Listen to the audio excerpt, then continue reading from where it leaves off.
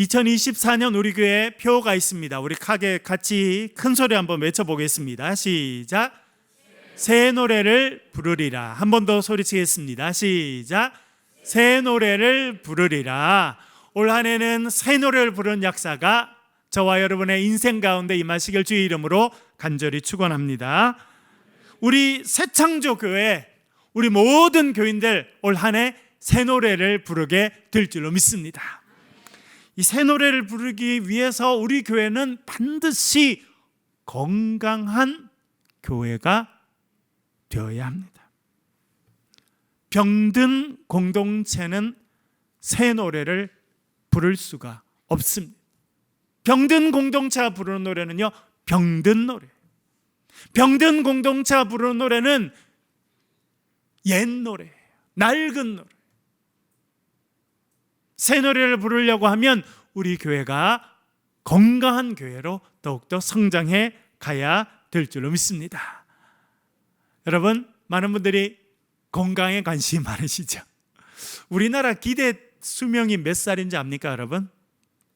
올해 태어난 사람, 여러분 지금 여러분이 이야기하는 게 아니라 올해 우리나라에 태어난 사람이 몇 살까지 살 건지 기대 수명이 있는데 84세랍니다. 84세.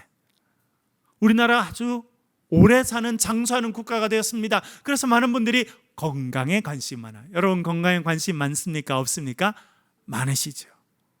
건강해야 행복할 수 있습니다. 병든 상태로 오래 사는 것은요, 별로 그렇게 행복한 일이 못 됩니다. 그러면 건강이 무엇이냐? 세계보건기구 WHO에서는 건강을 이렇게 정의했답니다. 읽어볼게요. 건강이란 단순히 질병이 없거나 허약하지 않은 것만 말하는 것이 아니다. 건강이란 신체적, 정신적, 사회적으로 완전히 안녕한 상태에 있는 것이다. 저는 이걸 읽어보고 그렇네, 참 맞네, 이런 생각을 했습니다. 우리는요, 질병이 없으면 건강하다고 생각합니다. 질병이 없는데도 건강하지 않은 사람 많죠. 뭐가 건강하지 않기 때문에요? 정신이 건강하죠. 제가 미국에 한 10년 정도 살면서 참 많은 걸 느꼈습니다. 이 미국이라는 나라가 얼마나 이렇게 넓고 세계를 일컫는 강대국이 됐느냐. 그 중심에는요, 청교도 신앙이 있습니다. 메이플라워 호를 타고 신앙의 자유를 찾아서 온 사람들이 거기서 추수감사 예배를 드리고 믿음으로 세운 나라가 미국이란 나라예요. 그런데 미국도 많이 병들었어요. 특별히 최근에 우리나라에 많이 소개된 안타까운 모습이 있는데, 미국에 좀비 거리가 있다는 겁니다. 여러분 좀비라는 말 들어보셨습니까? 저도 쓰고 이렇게 봤는데 이번에 뜻을 찾아보니까 좀비라고 하는 말 자체는 살아있는 시체다, 그런 뜻이라는 거예요. 우리나라 이번에 아시안컵 축구 경기를 했는데 우리가 막 계속 지다가 연장 그것도 막판에 골을 넣어서 살아나고 올라가고 그랬잖아요. 그래서 좀비 축구다 그렇게 했는데 뭐 이렇게 좋은 말은 아니었더라고요. 좀비라는 말 자체가 살아있는 시체다, 그런 말이니까. 미국의 필라델피아는요, 미국의 장로교회가 태동한 아주 중요한 곳입니다. 그런데 거기에 한 골목은 좀비 거리라고 불린답니다. 왜냐하니까 마약에 취해 있는 사람들이 이 마약에 취해서 정신이 무너지고 또 계속 마약을 더 투여하면 이 육체가 무너져서 정말 이상한 형태로 서 있고 넘어져 있고 하는 사람들이 많은 곳이랍니다. 저는 가보지는 못했는데 영상을 보니까요, 얼마나 마음이 아픈지. 정신이 무너지면 결국 육체도 무너지게 돼 있습니다. 정신적으로 건강은 너무나 중요해요. 여러분, 우리나라가 잘 살게 됐습니다. 그래서 다 건강합니까? 참 안타까운 것은요, 정신적으로 어려움을 겪는 사람들이 더 많아진다는 거예요. 또 건강하려면 사회적으로도 건강해야 됩니다. 이렇게 인간과의 관계에 있어서도 건강한 모습이어야 된다는 거예요. 그런데 가까운 나라 일본에 사회적인 문제가 있습니다. 그를 히키꼬모리라고 이야기합니다. 그 뭐냐면 은둔자라는 것입니다. 은둔해 사는 사람들. 사회생활을 전혀 하지 않고 은둔해서 혼자 집 밖에 나오지 않고 살아가는 사람들이 있는데, 가장 건강해야 되는 15살부터 64세, 인생에서 제일 건강할 때 중에 하나죠. 그런 사람들 가운데 일본 사람 중에 히키꼬모리, 그러니까 집 밖으로 나오지 않고 살아가는 사람들이 약 150만 명이다. 그렇게 지금 추산하고 있습니다. 우리나라도 있습니까? 없습니까? 많아요. 점점 늘어납니다. 왜? 상처받았어요. 사회생활 하기 싫어요. 딴 사람 만나기 싫어요. 건강하다는 것은 생각보다 참 어려운 일이라는 걸 알게 됩니다. 육체적으로 건강해야 되고, 정신적으로 건강해야 되고, 사회적으로 건강해야 됩니다. 그런데 여기에 하나 더 추가해야 될 게 있어요. 그건 무엇입니까? 영적으로도 건강해야 됩니다.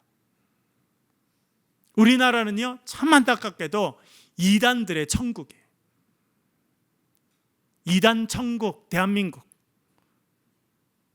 여러분, 얼마 전에 넷플릭스라는 데서 JMS, 정명석이라는 인간을 재림주로 섬기는 사람들 이야기가 너무 적나라하게 나왔죠. 저도요, 어떤 내용을 참 봤는데 너무 보기가 너무 충격적이고 너무 힘들었어요.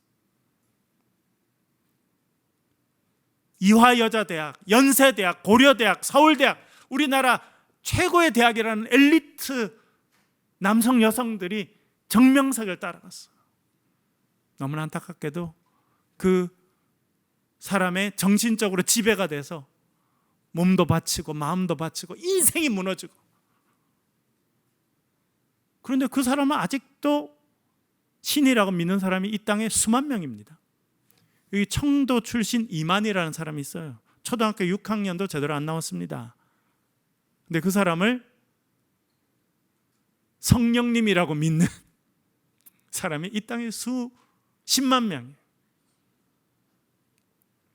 안산홍이라는 사람이 또 있었습니다. 그 사람을 또 재림주라고 믿는 사람이 우리나라 수십만 명이고, 이 사람, 그 사람들 통계는 전 세계 300만 명이 가까이 들어간다는 거예요. 거기도 자기들 이름을 교회라고 지었어요. 교회. 여기 가면 하나님의 교회라고 붙어 있는 데 있죠. 다 거기가 안산홍이라는 사람을 재림주라고 믿고 살아가는 사람들이에요. 제가 찾아보니까 거기도 성도라는 단어를 쓰더라고요. 거기에 성도가 되려면 이렇게 써놨어요. 그 교회 성도에 대한 정의를 이렇게 써놨습니다. 성도란 하나님의 부르심을 받아서 성부 여호와 하나님, 성자 예수 그리스도, 성령 안산홍 하나님의 이름으로 침례를 받음으로써 생명책에 농명된 자가 성도다. 이해가 되시죠, 여러분? 그리고 이 안산홍을 영적인 다윗, 이 시대에 살아가는 영적인 다윗이고 재림주라고 믿는 사람이 이 땅에 수십만 명. 우리나라가 영적으로 얼마나 병들었는지 모릅니다. 사회적으로 잘 살게 됐어요. 발전했습니다. K-팝이 나가고 퍼져나가고 전 세계 사람들이 뭐 K-푸드라고 해서 음식도 먹고, 미국 사람들은 그 냉동된 김밥을 그렇게 줄 서서 먹는다는데 우리나라 얼마나 영적으로 병들었는지 모릅니다. 여러분, 이만희에 빠진 청년들은 제일 많이 받는 교육이 뭔지 압니까? 여러분, 우리 자녀들 다 노리고 있는데, 우리 자녀들이 대학에 가는 순간부터 다 노리고 있어요. 뭘 가르치는지 압니까? 모략을 가르친다. 모략. 뭐라고 가르치냐면 너희 부모한테 거짓말해라. 신천지를 지키기 위해서 거짓말하는 것은 하나님이 기뻐하시는 거다. 그래서 부모를 속이도록 교육시킨다는 거예요. 여러분, 제대로 된 공동체가 맞습니까? 부모에게 거짓말을 하도록 모략 교육을 끊임없이 시키는 공동체가 제대로 된 공동체입니까? 그런데 참 놀라운 거는 대구에서 제일 많은 청년들이 모이는 집단은 그게 아시죠, 여러분? 그러니까 우리 젊은이들이 얼마나 피폐했는지 모릅니다. 그것은요, 저와 여러분, 우리 기성세대들의 잘못입니다. 왜요? 신앙교육 안 했잖아요. 야, 좋은 대학만 가라, 좋은 직장만 가라, 돈 벌고 마음대로 살아라, 그것만 해라. 교회 다니면서도 자식들 신앙교육 안 해요. 그러니 어중간하게 교회 다니다가 죄책감 갖고 성경 공부하자니까 넘어가서 이만희한테 넘어가서 부모한테 거짓말하고 사는 사람들이 이 땅에 수십만 명. 여러분, 저는 이번에 사순절 지나면서 참 위기의식을 많이 느끼게 됩니다. 우리나라가 참 영적으로 병들었구나. 그래서 한편으로 우리가 해야 될 사명은 너무나 분명한 겁니다. 어떤 사명입니까? 건강한 공동체를 만드는 겁니다. 그래서 여러분들이 제가 만들어서 전달해드리고 여러분 매일 이렇게 적는 복음노트 제일 뒤에 보면 뭐라고 적혀 있습니까? 이렇게 적혀 있습니다. 읽어볼게요.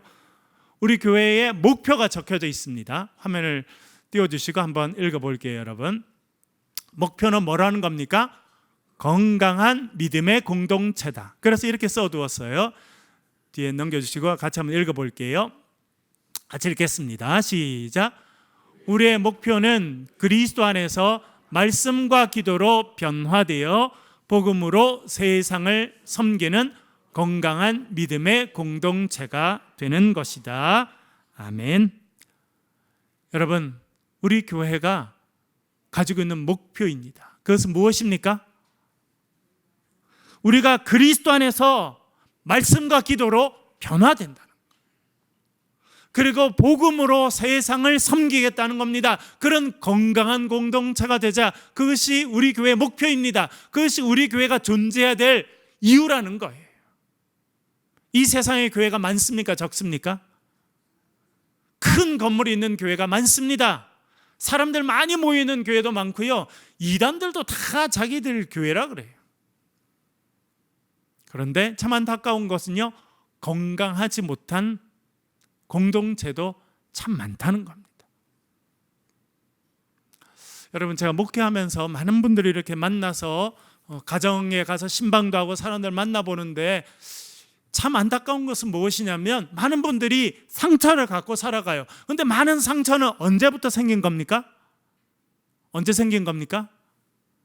어릴 때 집에서 생긴 거예요.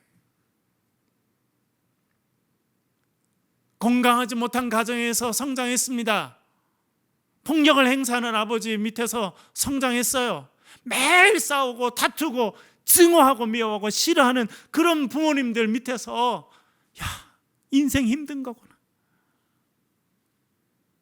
아이들이 그 상처를 그대로 받고 그래서 성장하니까 또 다른 상처 있는 가정을 또 만들어내고, 여러분, 그것이 지금 우리 사회에서 지금 계속 반복되고 있는 거예요.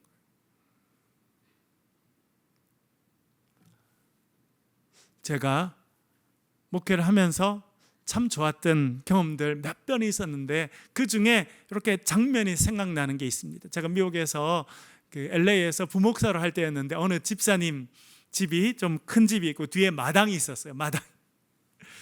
그래서 저녁에 모여서 같이 식사를 하고 성경 공부를 같이 하고 그렇게 한 다음에 또 기도 제목 가지고 같이 기도하고 그 다음에는 그 뒤에 마당이 널쩍하고 거기에 캠프파이어 할 수 있는 이런 시설을 본인이 만들어 놨어요. 그리고 집에 있던 나무를 이렇게 장작을 만들어 놔서 거기서 이렇게 우리 모여서 모임을 같이 했는데 그러니까 여러 부부별로 이렇게 모였죠. 근데 저희들이 같은 아파트에 살던 한 분은 전도해서 교회 다녔는데 그분들 두 분이 상처가 많아요. 상처가 많은 사람들이 만나니까 결혼 생활에 행복하겠습니까? 불행하겠습니까? 힘들어요. 그런데 그것이 어디서 드러나냐면 세일 모임을 하는데 와서 부부싸움을 많이 하는 거예요. 평소에는 서로 잘 이야기를 안 하다가 같이 이렇게 모이니까 거기서 부부싸움을 하는 거예요. 그래서 저도 참 불편하고 옆 사람들도 불편하고 그렇게 됐어요. 그런데 여러분, 참 신기한 게 뭔지 알아요? 그 사람들이 부부싸움을 할지언정 셀 모임에 안 빠집니다. 그리고 와요. 와서 서로 다투기도 하고 싸우기도 하고 그렇게 했는데 어떻게 됐느냐? 그 셀 공동체를 통해서요, 그 사람들이 회복됐어요. 제가 그때 정말 깨달았습니다. 상처받은 사람들이 회복되는 길은 건강한 공동체에 속해 있는 것이다. 할렐루야입니까, 여러분? 우리가 원치 않아도요, 어릴 때부터 상처받고 살았어요. 여러분 잘못이 아니에요. 여러분 지금 엄청 유명한 어떤 한 분이 정신적으로 큰 어려움을 겪고 있습니다. 저도 개인적으로 만난 적이 있어요. 그분은요, 이름을 제가 말하면 누군지 다 아는 엄청 유명한 그런 유명인이에요. 마음에 상처가 많대요. 제가 한번 그분을 만나서 3시간을 서서 이야기한 적이 있었습니다. 그분이 정말 TV에도 나오고 엄청 유명한 그런 일인데, 한 번은 장신대 제가 교수를 했을 때 와서 강의를 했어요. 제가 너무 좋아서 내가 당신 팬이고 내가 강의를 많이 들었다 이러니까 그분이 너무 좋아하시더라고요. 보니까 저랑 나이도 같아요. 그래서 우리가 밖에 서서 3시간을 이야기했어요. 그리고 제가 밤 12시가 넘어서 집에 들어갔는데 제가 아내한테 첫말 한 말이 뭔지 아세요? 내가 오늘 그 유명한 그 사람 만났거든요. 그래서 그래서 이렇게 늦었냐고. 근데 제가 그랬어요. 그런데 그 사람 치료받아야겠더라 그 이야기했어요. 그 사람은 사실은 사람들 치료하는 일을 하고 다니거든요. 엄청나게 인기가 많고 그 사람에 모이면 사람들이 엄청 모이고 재밌고 감동이 되고 그렇다는데 본인은요, 마음의 상처가 너무 깊은 거예요. 최근에는 본인이 깊은 정신적인 어려움을 겪게 됐다는 소식이 퍼졌어요. 제가 카톡을 보냈습니다. 왜? 내가 보니까 왜 내가 이런 어려움을 겪느냐. 내 어릴 때 우리 부모님들이 그렇게 싸우고 우리 어머님 학대받고 하는 그런 모습을 내가 본 것이 계속 충격이 되고, 그것을 말리지 못한 그 죄책감으로 평생 시달렸는데 그것이 결국은 나에게 너무 큰 영향을 줘서 내가 그렇다. 그래서 제가 너무 안타까운 마음이 들어서 제가 문자를 보냈어요. 당신 잘못이 아닙니다. 부모님이 그렇게 하는 거 당신 잘못이 아닙니다. 그러니 죄책감을 내려놓으십시오. 여러분, 건강한 공동체가 되어야 합니다. 우리 가정이 건강해야 되고 우리 속에 있는 교회가 건강해야 됩니다. 여러분, 한국의 위기가 무엇입니까? 돈이 없는 거예요. 이제는 우리 돈이 많이 있는 나라가 됐어요. 부유한 나라가 됐습니다. 그러나 뭐가 이제 더 문제냐? 상처받은 사람들이 너무나 많다는 겁니다. 여러분, 우리 교회는 건강한 교회로 성장할 수 있기를 주의 이름으로 간절히 축원합니다. 그것은 저와 여러분의 사명이에요. 특별히 우리가 지난 주일날 우리 4주년을 지나면서 제가 기도합니다. 하나님, 우리가 어떤 교회가 되면 좋겠습니까? 하나님께서 저에게 주시는 음성이 있습니다. 건강한 교회가 되어서 축복의 통로로 쓰임받아라. 여러분, 건강한 신앙인이 되시고 축복의 통로로 쓰임받을 수 있기를 주의 이름으로 간절히 축원합니다. 아무리 교회 커도요, 아무리 사람 많아도 병들어서는 쓰지 못합니다. 심지어 등치가 크고 건물이 크고 사람 많고 예산이 많은데 건강하지 못하면요, 엄청난 폭탄이 됩니다. 그 폭탄이 터지면 안에 사람도 죽고 밖에 사람도 죽는 거예요. 이 세상에서 제일 큰 나라가 어디입니까? 영토가 제일 큰 나라 어디예요? 러시아입니다. 러시아 건강합니까? 그렇게 크고 재료가 많고 힘 있는 나라가 건강하지 못하니까 우크라이나 침범했죠. 수만 명이 죽었죠. 수십만 명, 수천만 명, 그런 사람들이 지금 집을 떠나서 얼마나 충격받습니까? 그리고 우크라이나 전쟁으로요, 전 세계 사람들이 고통을 받고 있어요. 큰 게 좋은 게 아닙니다. 큰 게 문제가 아닙니다. 얼마나 힘 있느냐 문제가 아니라 얼마나 건강하느냐. 하는 것이 문제입니다. 건강하기 위해서 우리가 알아야 될 것이 있습니다. 그것은 예수 그리스도만이 우리의 구세주라고 하는 고백입니다. 여러분, 예수 그리스도만이 우리의 구세주이심을 고백하며 살아가실 수 있기를 간절히 바랍니다. 마가복음 1장 1절 같이 한번 읽어보겠습니다. 화면 보면서 같이 읽겠습니다. 시작. 하나님의 아들 예수 그리스도의 복음의 시작이라. 아멘. 여기서 복음이라는 단어가 나오죠. 이 복음이 무엇이냐? 한마디로 말하면 하나님의 아들 예수 그리스도가 복음이라는 거예요. 그 예수님께서 오셔서 하나님의 복음을 전파하셨습니다. 1장 14절 15절 같이 한번 더 읽어보겠습니다. 같이 읽겠습니다. 시작. 요한이 잡힌 후 예수께서 갈릴리에 오셔서 하나님의 복음을 전파하여 이르시되 때가 찼고 하나님의 나라가 가까이 왔으니 회개하고 복음을 믿으라 하시더라. 아멘. 여기서 중요한 말씀 예수님 하시죠. 뭐가 찼다는 거예요? 때가 찼다는 거예요. 하나님의 때가 찼다는 거예요. 제가 이 말씀을 묵상하면서 하나 깨달은 게 있어요. 그 뭐냐면 때가 차야 되는 거예요. 그런데 이 때는 하나님의 때를 이야기하는 거예요. 우리가 노력한다고 때를 오게 하고 못 오게 하고 할 수가 없어요. 이것은 우리에게 달려있는 영역이 아니라 헬라어로 카이로스라는 이 시간은요, 하나님의 영역의 시간이에요. 그런데 여러분, 제가 묵상하면서 깨달은 게 뭔지 아세요? 그런데 이 하나님의 때를 기다리면서 우리가 해야 되는 일이 있다는 거예요. 그것은 항아리에 물을 채우는 거라는 거예요. 요한복음 2장에 보니까 예수님께서 가나 혼인잔치에 가시죠. 혼인잔치의 가장 중요한 음식이 포도주인데 포도주가 떨어지게 됐습니다. 위기를 처한 거예요. 이 잔치가 무너지는 위기에 처하게 된 것입니다. 그런데 예수님께서 거기 계셨어요. 그리고 예수님께서 하인들에게 뭐라 말씀하십니까? 항아리에 물을 채우라. 항아리에 물을 채운다는 단어와 때가 찼다는 단어가 같은 단어예요. 그래서 제가 하나 깨닫게 된 거예요.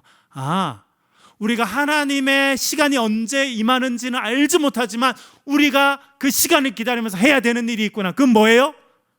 항아리에 물을 채운다는 거예요. 그렇구나. 하인들이 해야 되는 일이 있었어요. 그것은 예수님 말씀을 듣고 항아리에 물을 채우는 거예요. 항아리에 물을 가득 채웠더니 예수님 뭐라 말씀하십니까? 이제 떠서 연회장에 갖다 줘라. 그래서 그것을 갖다 주었더니 연회장이 먹고 최고의 포도주를 이때까지 주었구나 이야기했습니다. 제가 거기서 하나 깨닫게 됐어요. 하나님의 때는 우리가 알지 못합니다. 그런데 하나님의 때가 우리의 인생에 임하는 시간이 있구나. 그것은 뭐라는 겁니까? 항아리에 물이 채워지는 시간이라는 거예요. 그래서 우리가 채워야겠구나. 뭘 채운다는 겁니까? 내 욕심을 채우고 내 욕망을 채우는 것이 아니고요, 말씀을 채우고 기도를 채워야겠다. 우리의 인생의 항아리에 말씀의 은혜를 채우는 그 시간이 되면 하나님의 역사가 임하겠구나. 제가 이번에 깨닫게 된 거예요. 그래서 우리가 복음 노트를 하는 겁니다. 목사님 왜 이렇게 복음 노트 하라 그러나? 마음이 부담스러워 죽겠는데. 여러분, 은혜 받으시려면 항아리에 물을 채우시길 바랍니다. 제가 때때로 목회하면서 꼭 화가 날 때가 있어요. 화가 난다기보다는 좀 마음에 안 드는 때가 있어요. 그건 뭐냐면 본인은 기도 안 해. 근데 나한테만 기도하라 그래. 우리 자식이요, 막 이렇게 해서 해야 되겠는데 목사님 기도해 주세요. 본인은 안 해. 교회도 안 나와. 가정 예배 드려도 안 해. 복음 노트 하려도 안 해. 그러면서 우리 목사님 왜 이렇게 되고 저런. 제일 마음이 상할 때. 그런데 제 마음이 움직일 때가 있어요. 그건 뭔지 아세요? 고난 중에도 낙심하지 않고 말씀을 붙잡는 거예요. 우리 중에 누군가는 항암 치료를 받잖아요. 목숨이 걸린 죽음의 싸움을 계속하는데 뭐라는지 아세요? 목사님, 전 매일 말씀을 들으면서 읽으면서 묵상하면서 힘을 얻습니다.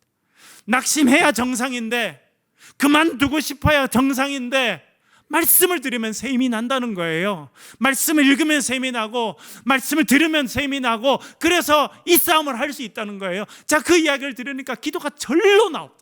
하나님 치료해 주십시오. 살려 주십시오. 여러분 항아리를 채우는 믿음이 있으시길 바랍니다. 하나님의 시간은 우리가 알 수 없습니다. 하나님의 역사하는 시간은 알 수 없는데 우리가 해야 될 수 있는 거는요, 항아리에 물을 채우는 거라는 거예요. 믿음의 물을 채우고 말씀의 물을 채우고 기도의 물을 채우고 그 항아리가 가득 차게 되면 하나님께서 역사하시겠구나. 주님께서는 그걸 원하시는 거예요. 여러분, 이번 사순절 기간 가운데 복음 노트를 하시고 기도를 하시는 중에 항아리의 물을 채우는 그런 인생이 될 때 하나님의 역사가 우리 가운데 임하고 치료 회복의 역사가 우리 10년 가운데 임하게 될 줄로 믿습니다. 항아리에 물을 채우며 하나님의 때에 하나님의 역사를 체험하는 저와 여러분 되시길 주의 이름으로 간절히 축원합니다.